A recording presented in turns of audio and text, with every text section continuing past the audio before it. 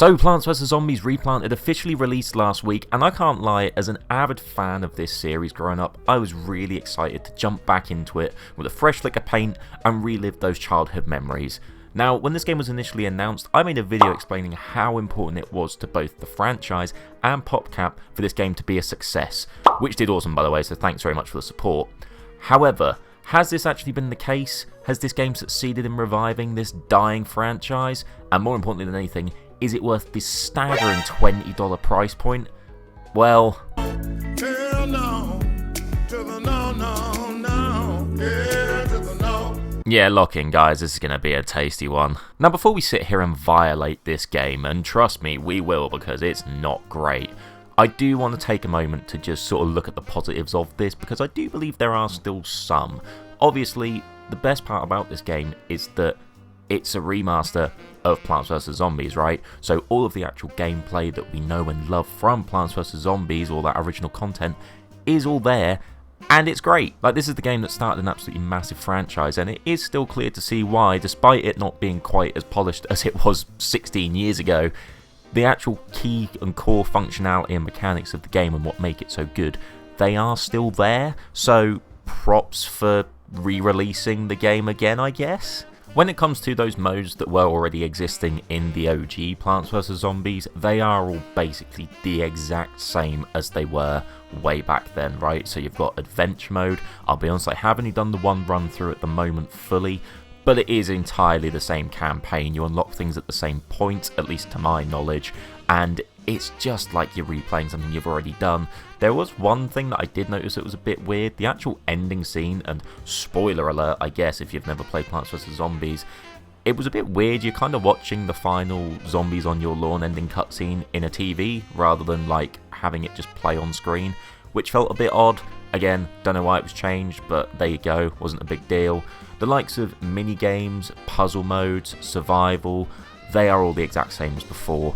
Again, once you've done them, cool, like you've completed them, like they are fun, don't get me wrong, they're the exact same fun that they were 16 years ago, and revisiting them was enjoyable, but I'd love to see like an actual different take of some of them. I'd like to see them almost be evolved as such, and you do kind of see elements of that in the new features throughout this game, but I wanted like a different version of Walnut Bowling, not just the same thing that we've always had. And I think that it's a real missed opportunity that we haven't had that sort of fruition within this game at all. Now, much like its predecessor on the Xbox console at least, this game does also have a versus and co-op mode. Now, to me, this is one of the biggest disappointments in this game, and I can't lie, I've not played it because I have no friends that want to spend time with me at the best of times, let alone do it locally. The fact that there is no online co-op on this game genuinely blows my fucking mind. It is one of the biggest marketing things that they have pushed throughout the whole of the Plants vs Zombies remastered shit, is, oh, let's make this co-op and it's going to be fun and everybody can play it cooperatively, woohoo, fucking brilliant. And you just do it locally. It doesn't make sense. We're in the year 2025, right? No fucker wants to come around and play video games anymore. They want to do it from their own home and talk to their friends over a fucking headset. It seems ludicrous to me. And the fact that it was such a big focal point of selling the game, and it is just local, blows my little mind. Anyway, moving into more of the actual new features, things that have only existed within this game, we have got a cloudy day mode. Now to me, this is probably the most interesting addition into the replanted version of this game.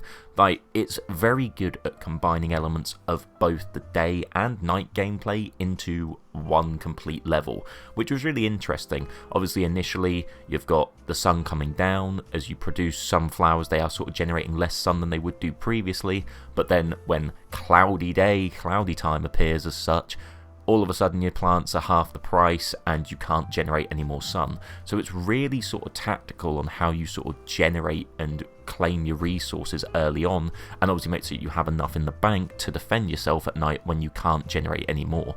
I thought this was a really good addition. Again, it was also kind of challenging, at least in sort of the later stages. Any of this sort of content I think is great. I'm very, very big fan of it, and it is easily the most impressive innovation within this game. Now, once you do complete the adventure mode sort of mainline story, you are treated to a New Game Plus equivalent in the form of a Rest in Peace mode.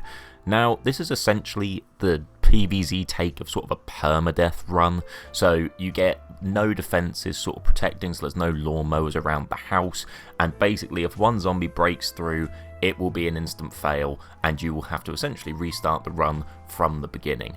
Now, this is cool. I don't hate it. One thing which I cannot grasp my little brain around is why when you start this mode, it is in that New Game Plus type of setting, in the sense of you have all of the plant seeds available to you, you have everything that you might have bought at Crazy Dave's shop, you have the full works at your disposal. To me, that seems a little bit redundant, because you can just immediately put the most powerful plants in the game down on level 1 and just waltz through the levels nice and easily.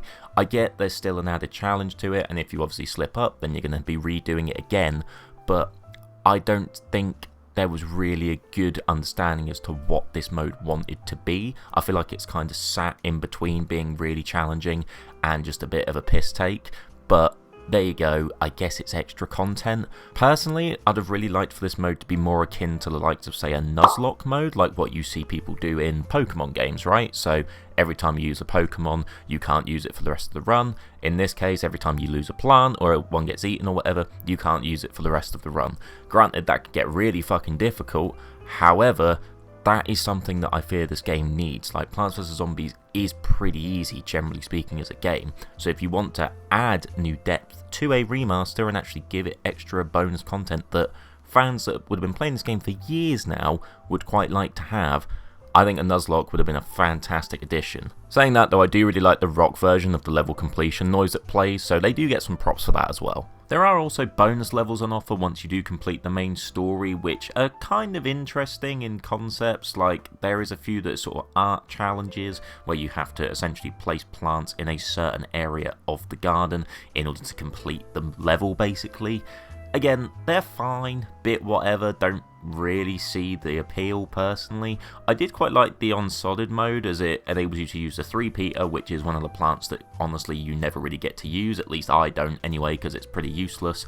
But the main thing that annoyed me about this mode, I was a bit disappointed that you don't get any trophies next to the missions once you complete them, just to signify to the game that you've done them, like in the same vein that you do with the likes of the puzzles and the mini games and survival and things like that. Don't get me wrong, it's not like a big thing, I just want some form of sort of signification that I've beaten these bonus levels and they're not just sat there just incomplete as such. Now, without doubt, to me, the best feature which has been added in this Replanted edition, which honestly some people are saying is worth buying the game for, I don't think that's necessarily the case, but it is the speed up feature, which essentially you will see in all of the gameplay throughout this video. It allows you to just speed up the levels, really, so those slow initial parts you can sort of click in the left stick, skip through, get the sun produced, get the game going faster as such. Again, Plants vs Zombies is an easy game. Adding a bit of speed to it not only saves you time in your day, but it can add a level of challenge, and I really do see the benefit of it. However, the main thing which really fucking annoyed me about doing this was that it sped up the music. Now, sometimes this was fine and you saw like a little speed up version of the Plants vs Zombies jingles, which we all know and love. However, a lot of the time, and I don't know if this was just on my end, but it really fucked up the synchronization with the sound and the actual gameplay.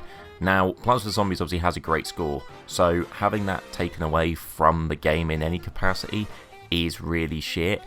Again, it might be a minor thing to some people, but it really just irritated me and I can't explain it, but the actual feature itself is fantastic. The only other piece of new content I noticed, and I'll be honest, I'm not even 100% sure if it is new content, but at least I think it is on console, is if you click on the little achievement section and scroll all the way to the bottom, you will see a Dig to China mode, which is just a little one-off level, but it is really cool, and it's awesome seeing the zombies in sort of that Chinese aesthetic.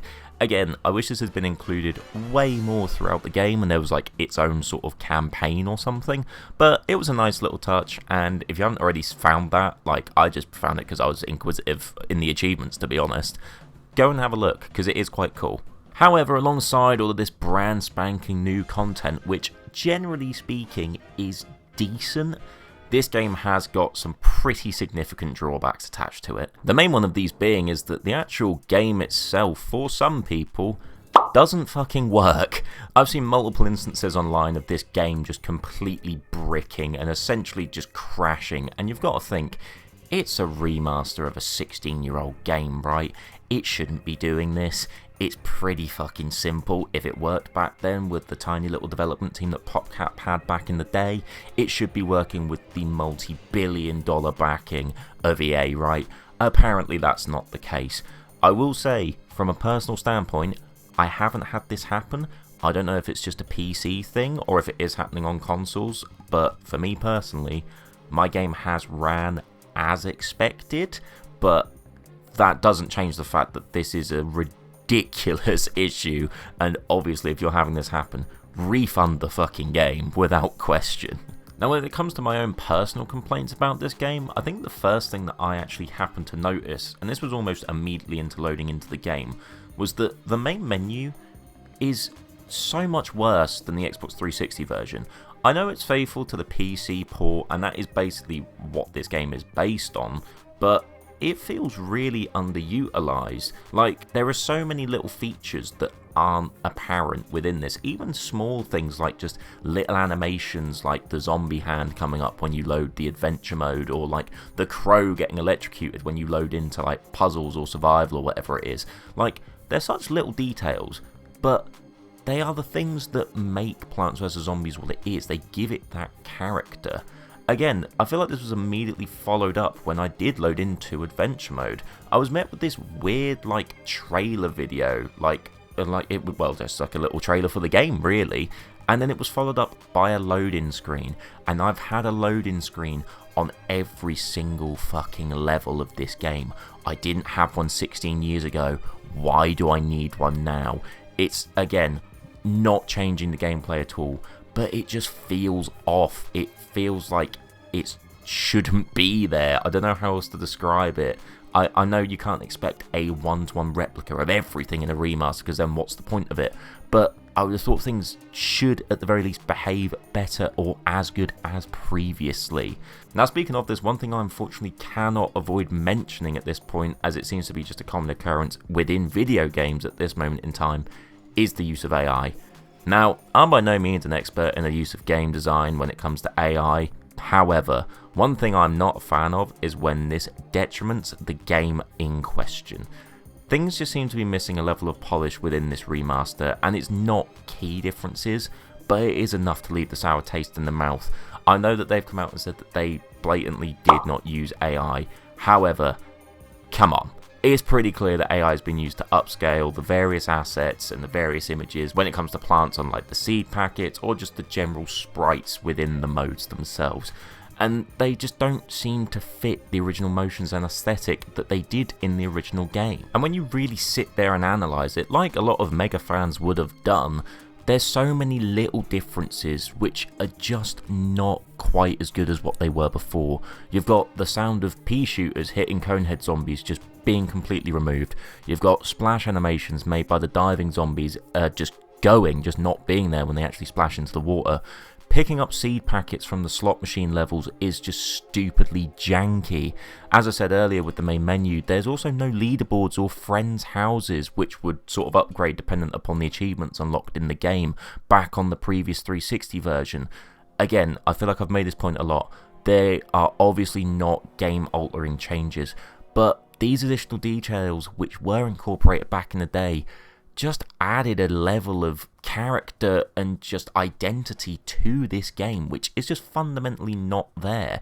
It's so clear that there's a level of care which has not been built into this remaster, and it takes away from that striking personality which we come to expect from Plants vs Zombies games. And ultimately, I think that is the biggest disappointment with this game that I have personally. Obviously because mine works and isn't completely broken or whatever.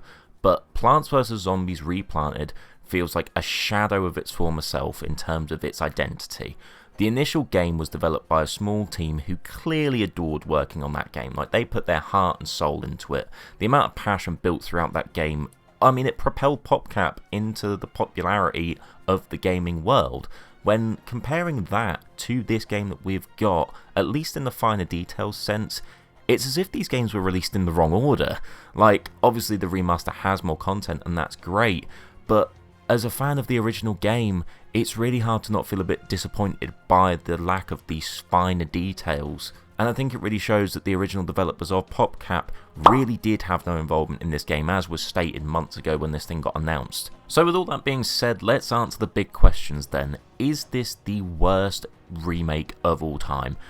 I wouldn't quite go that far, personally, but then again, mine works and a lot of people's doesn't. But if you think back to the Grand Theft Auto 3 trilogy, that shit was awful. That was a completely broken game, so I don't think we're quite in that territory with this, personally. However, is it worth the $20 it costs? Absolutely fucking not. Part of me wants to say that it is a little bit, because as solely a console player, I have been starved of any decent Plants vs Zombies content since Garden Warfare 2, and there's a trip down memory lane with some new game modes and features, and new achievements to collect as well. I'm happy that I can do that. However, I would want to do that for $10 less.